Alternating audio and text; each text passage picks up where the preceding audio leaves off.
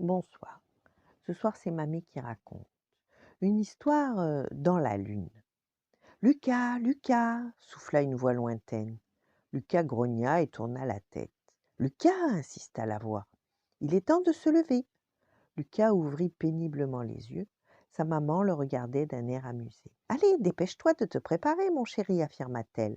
Le petit déjeuner est prêt, tes affaires sont sur la chaise. Lucas se leva doucement. Une fois lavé, il observa ses vêtements intrigué. Pourquoi sa maman avait-elle déposé une combinaison et des bottes argentées? Et soudain, Lucas se souvint. Aujourd'hui, il fêtait son 8e anniversaire. Or, son papa lui avait promis que quand il serait grand, il pourrait aller dans l'espace avec lui. Plein d'espoir, Lucas se dirigea vers la cuisine. Quand il entra, sa maman s'écria aussitôt: «Joyeux anniversaire, mon chéri!» Puis elle lui tendit une drôle de pilule verte en ajoutant: «N'oublie pas d'avaler ton cachet pour la pesanteur.»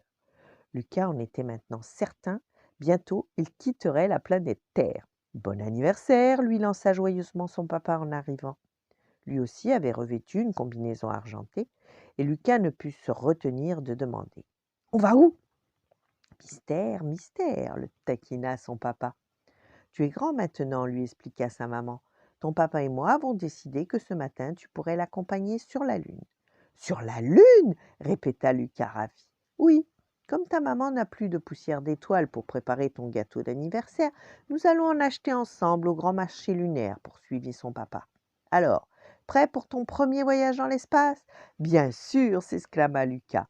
Arrivé sur le trottoir, son papa sortit un petit boîtier de sa poche et appuya sur un bouton, et une navette se posa aussitôt à leurs pieds.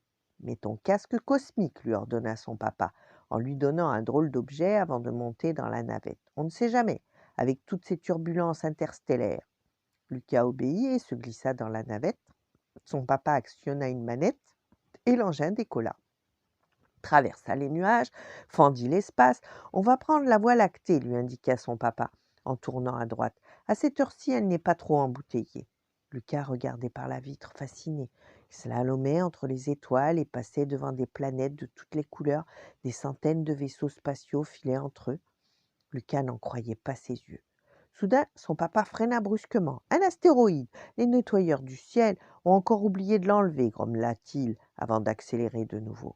Enfin, une planète grise apparut devant eux. Ils ralentirent avant de se poser sur un grand parking de navettes. Une fois dehors, son papa l'entraîna vers un marché où d'étranges créatures vendaient des produits de toutes les galaxies. Des pommes de Vénus, des choux de Mars, des fraises de Neptune. Son père acheta 2 kilos de poussière d'étoiles à un petit extraterrestre et tendit à Lucas un bâtonnet étincelant. «Je sais que tu adores les sucreries plutoniennes», dit-il à son fils, en lui lançant un clin d'œil. «Mais n'oublie pas de te laver les dents en rentrant.» De retour dans la navette, Lucas était tellement épuisé par toutes ses émotions qu'il ferma les yeux quelques instants. «Lucas, Lucas!» souffla une voix lointaine. Lucas ouvrit péniblement les yeux. Ils étaient déjà de retour à la maison. «Alors Lucas, t'es encore dans la lune?» ricola son papa en sortant de la navette. Lucas le suivit en souriant, parce qu'il avait hâte d'y retourner. Voilà, bonne nuit, faites de beaux rêves et à demain.